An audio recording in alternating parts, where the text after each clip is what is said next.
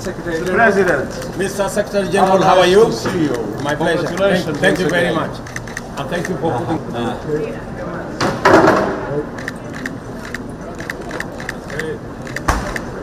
Mr. Secretary General, thank you very much. Thank you very much. Let's go in.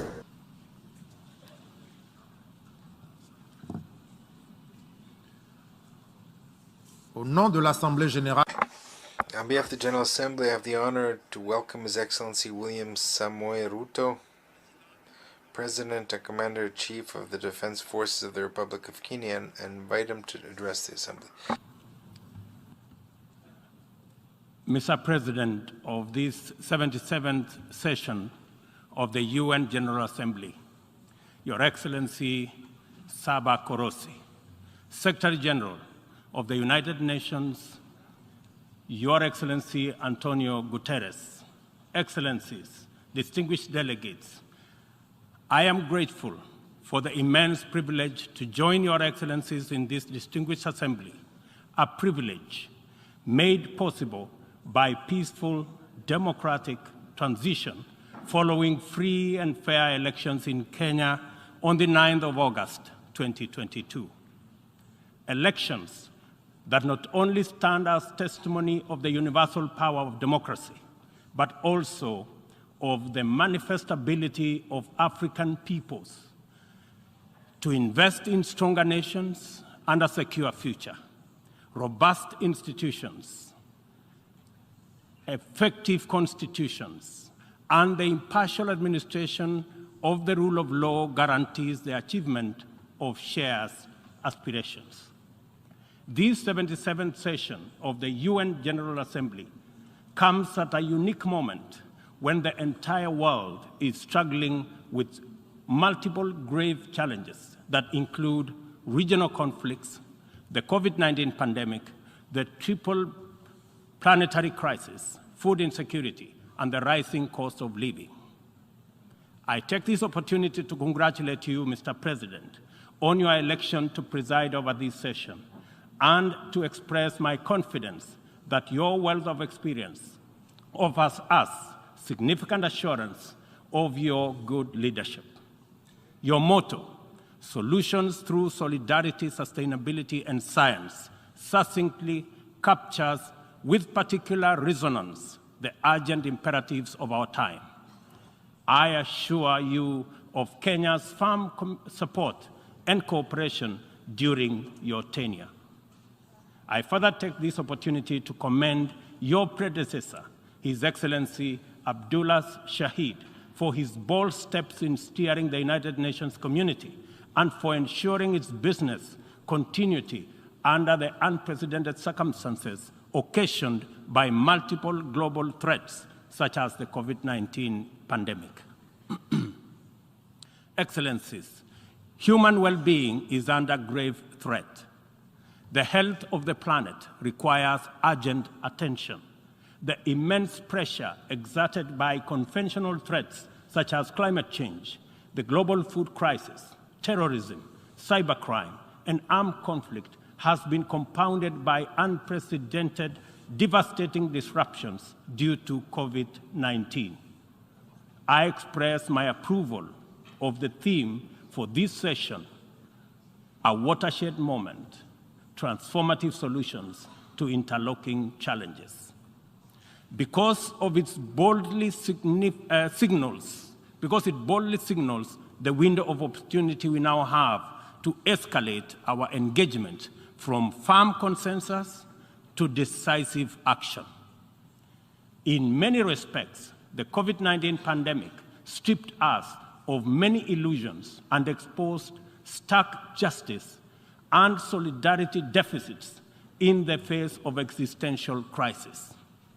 It brought into sharp focus the global economy's two-lane highway, repressively patrolled by a rising tide of exclusionist nationalism, a specter that undermines prospects of collective action and significantly impairs the resolve of the international community to guarantee fundamental rights, including safety and dignity of the world's vulnerable majority.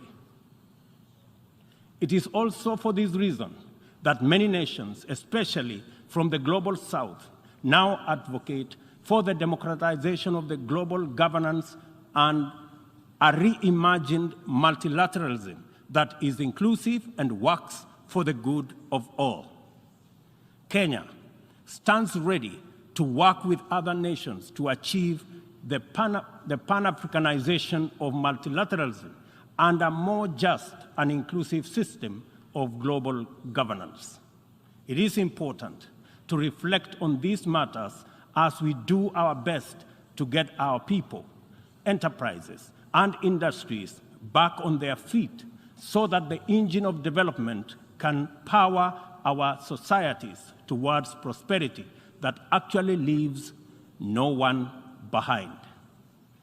Building back better is the universal rallying call to incorporate lessons learned into doing more in a better way to recover from the shock.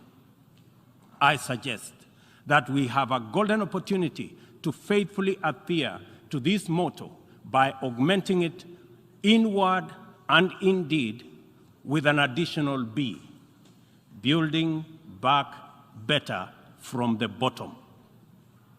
Building back better from the bottom upwards is essentially about including the marginalized working majority in the economic mainstream.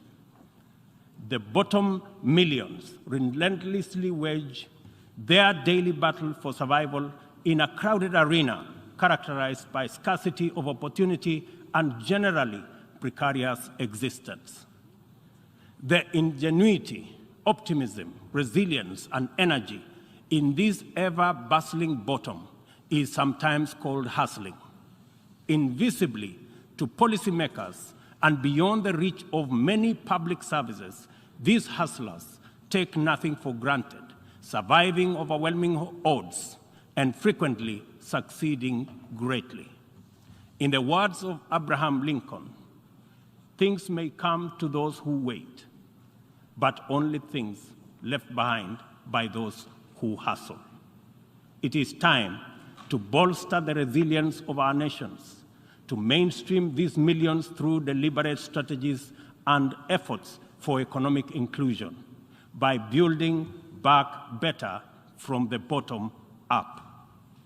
The interlocking challenges of conflicts, triple planetary crisis, and the global food crisis have impeded our momentum and obstructed our focus on achieving fundamental transformations towards sustainable development.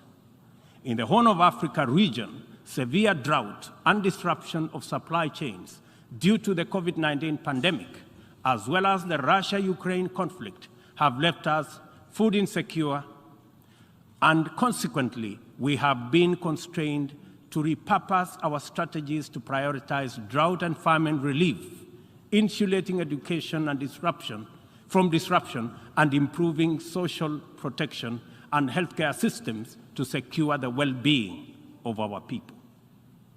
Many countries now bear witness to the unsettling phenomena of rivers, canals, and water reservoirs that are drying up on account of drought and heat waves occasioned by climate change. Kenya is no exception. The northern arid and semi-arid rangelands of our country have been gravely impacted by drought, whose severity has not been seen or experienced in 40 years. 3.1 million residents of these atolls are now severely food insecure on account of scarce rainfall over 3 consecutive seasons,